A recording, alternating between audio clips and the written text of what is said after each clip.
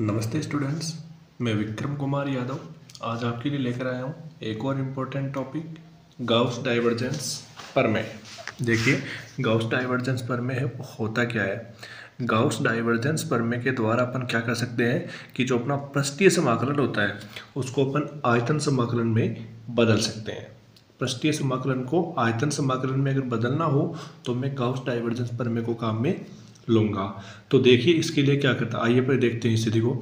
इस प्रमेय के अनुसार किसी सदिश क्षेत्र के बंद पृष्ठ के लिए सदिश क्षेत्र का पृष्ठ समाकलन उस सदिश क्षेत्र के डाइवर्जेंस के आयतन समाकलन के तुल्य होता है। अर्थात मैं लिख सकता हूँ इसको कि integration of S A vector dot d s vector is equal to integration of v divergence of A vector into D v. मतलब यहाँ से पृष्ठीय समाकलन को आयतन समाकलन में आसानी से बदला जा सकता है। ओके स्टूडेंट, तो आइए देखते हैं इसका प्रूफ देखते हैं। तो प्रूफ देखने के लिए देखिए, मैंने यहाँ पर क्लोज इंटीग्रल सरफेस ले लिया है। क्लोज सरफेस ले लिया है, कोई भी पृष्ठ ले लिया है मैंने यहाँ पर, और इस पृष्ठ के अंदर यहाँ पर मैंने एक अल्पांश ले लिया है जो कुछ इस प्रकार से है। यहाँ पर अल्पांश ले लिया जो कुछ इस प्रकार से है, जिसका पृष्ठीय क्षेत्रफल है कितना, ds वेक्टर।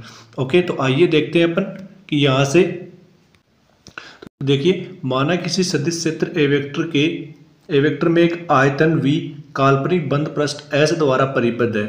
आयतन v को Sn के आयताकार षटफलकों के रूप में मिलकर बना हुआ अपन मान सकते हैं। अतः संपूर्ण S से निर्गत, संपूर्ण जो अपना पृष्ठ था उस S से निर्गत उसके अल्पांशों से निर्गत फलक्सों के संपूर्ण S से निर्गत कुल फलक्स होता है, उस फलक्स के उस पृष्ठ में उपस्थित सभी अल्पांशों के निर्गत फलक्सों के योग के बराबर होता है। अर्थात इसको लिख सकते हैं हम close integral of S A vector dot D A vector is equal to summation of S integration of A vector dot D A I. ये लिख सकते हैं इक्वेशन नंबर फर्स्ट।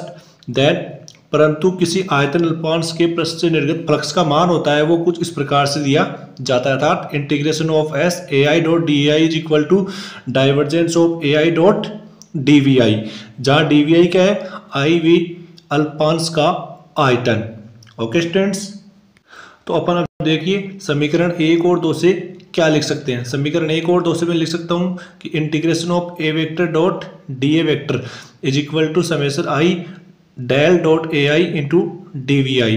अगर D V I tends to zero हो जाए तो अपन योग को समाकलन के रूप में प्रतिस्थापित कर सकते हैं। अर्थात इसको लिख सकते हैं अपन integration of S A vector dot D A vector is equal to close integration of B divergence of A vector into D we.